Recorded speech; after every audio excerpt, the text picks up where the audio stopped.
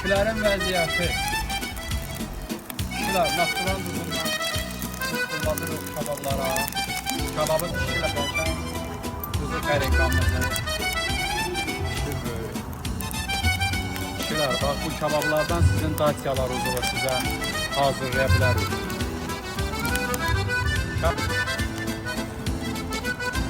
Tavamız sirri nədədir? Bax kişilər, kababın dadlı olmağının sirri bu ət doğrandısa bundan kabab olmalıdır. Bunun əgər suyu getmirsə ondan heç vaxt yaxşı kabab olmaz.